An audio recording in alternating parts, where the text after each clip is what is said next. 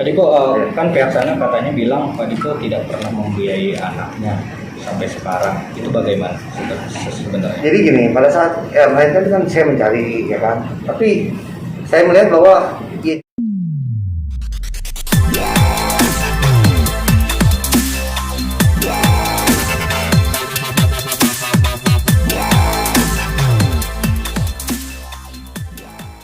Tadi kok kan pihak sana katanya bilang Pak Diko tidak pernah membiayai anaknya sampai sekarang. Itu bagaimana sebenarnya? jadi gini, pada saat melahirkan kan saya mencari, ya kan. Tapi saya melihat bahwa ya dia juga nggak punya etikat baik untuk melibatkan saya dalam ini gitu, benar kan? Ya, nah tapi akhirnya hanya sosok saya itu hanya akan dijadikan show aja buat dia, ya kan, untuk dicemooh di depan publik segala macam gini-gini, dan itu kan yang terjadi, ya kan. Pada kesempatan waktu itu di sidang dia juga lagi sidangnya apa, dia ngomong apa gitu kan menggiring opini gitu. Jadi kita udah tahu lah gamenya seperti itu. Jadi maksud saya melihat bahwa kalau kita memberikan sesuatu santunan atau apa, manfaat harusnya, benar kan? Nah tapi kalau cara dia menerima sesuatu juga enggak, kan orang ada take and give, ya give and take, ya kan, dan maksudnya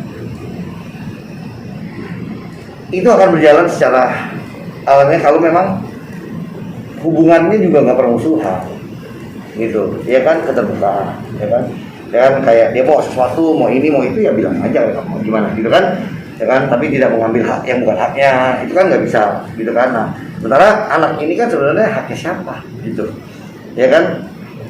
Dan yang utama juga, saya kan, dia kalau memang dia dalam pernikahan dan atau ada masa idah, apapun itu kan anak saya, ya kan, apapun anak saya gitu, ya nggak bisa bilang tidak gitu, karena masih. Tapi sebenarnya pada saat isbat itu berjalan dan saya kan sudah bercerai sama dia, gitu, itu loh yang dari awal dia menggiring opini bahwa seolah saya tidak ada pernikahan siri. Bukan ada pernikahan siri, tapi pada saat sekarang ini kita ngomong ini kita tidak ada pernikahan, maksudnya gitu. Nah itu yang perlu diselesaikan nanti itu. Jadi gini, mungkin Kaji kan tidak pernah membiayai anak, dan kita tahu ya sama-sama pemerintahan juga kemarin bagaimana. Karena dari Pak Diko sendiri sebenarnya etikat baik sudah ada dan sudah sangat jelas terlihat, dan dari pihak saudari NM-nya sendiri yang malah justru menghalang-halangi gitu. Dia menghalang-halangi, menutup diri, membatasi. Itu banyak benar portal online yang bisa dilihat, ya kan. Dan juga kalau kita bicara kedudukan hukumnya soal kewajiban daripada Pak Diko, ini kan kita bicara permasalahan hukum, berarti ada jalur hukum yang harus kita tempuh gitu. Jadi dia nggak bisa semena-mena tinggal bilang permasalahan ini tidak membiayai, melaporkan. Ini ada ranah hukumnya. Jadi memang seharusnya permasalahan hukum diselesaikan dengan cara hukum. Itu yang kami sangat sayangkan dan kami sangat sesali, kenapa permasalahan hukum yang belum diselesaikan secara hukum kemudian digoreng di media gitu.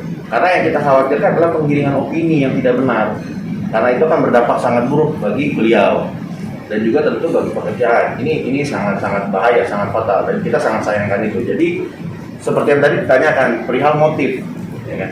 Sebenarnya yang seharusnya ditanyakan adalah pihak sana, motifnya apa melaporkan. Dan ini juga menarik, mestinya juga kan pihak penyidik juga menanyakan motif laporan ini apa. Dia harus tahu dulu motifnya, kemudian laporan ini sah atau tidaknya. Oke lah dia buat aduan, kemudian tapi aduan ini bisa masuk dalam penyelidikan sebelum tadinya dipanggil, ya kan. Seharusnya kan dilihat dulu dasarnya gitu. Dasarnya sebagai seorang anak ini kan kedudukan hukumnya mesti sah, mesti ada gitu, dan tentu kan melalui proses putusan pengadilan, dan ini pun belum berakhir gitu loh. Jadi laporan itu tidak tepat sasaran. Kalau kita lihat dasarnya, unsurnya pun tidak demikian. Dan juga kita bisa lihatlah seperti apa kehidupan anak ini sekarang gitu. Dan juga saya kaitkan lagi kembali dengan yang tadi. Kalau kita lihat dalam KHI kompilasi hukum Islam jelas itu diatur dalam pasal 107 huruf H. Oke? Kalau misalkan anak itu telah diadopsi, dan kita nggak tahu, mereka yang bilang kalau memang anak itu telah diadopsi dan melalui putusan pengadilan, berarti segala hak dan kewajibannya telah beralih dari orang tua lama ke orang tua yang baru. Jadi kalau mau dilaporkan atas dugaan penelantaran anak, mestinya orang tua barunya atau orang tua adopsinya yang dilaporkan gitu, bukannya manipulasi. Jadi kita minta untuk di sini diluruskan dan diterangkan, jangan sampai pemberitaan ini menyudutkan manipulatif. Gitu. Karena mesti dilihat dulu motifnya apa, sah atau tidaknya laporan ini. Karena yang kita juga sangat sayangkan dan kita khawatirkan adalah jangan sampai jadi eksploitasi anak gitu. Ya, karena kan dengan laporan ini kan berarti anak ini akhirnya dibawa-bawa. Anak ini jelas masih kecil, di bawah umur. Gitu ya. Kemudian dibawa-bawa, dalam ini kan orang akan mencari, karena ini dalam media ya. Orang-orang akan cari nih, wah ini anak ini siapa, yang mana, semua segala macam. Dan tentu ini nanti pemberitaan seperti ini kalau digiring opininya, ya, dibuat lari ke sana sini, anak ini kan akan tumbuh dewasa. Dia akan melihat pemberitaan-pemberitaan seperti ini, begitu loh. Jadi saya harap informasi-informasi yang dipakai itu adalah informasi fakta. Fakta itu mana, sah itu mana, nanti setelah proses persidangan dan sebagainya. Janganlah menimbulkan permasalahan-permasalahan baru. Kalau memang sudah ada masalah, selesaikan dulu lah masalahnya. Jangan melahirkan permasalahan baru. Gitu, mungkin itu aja.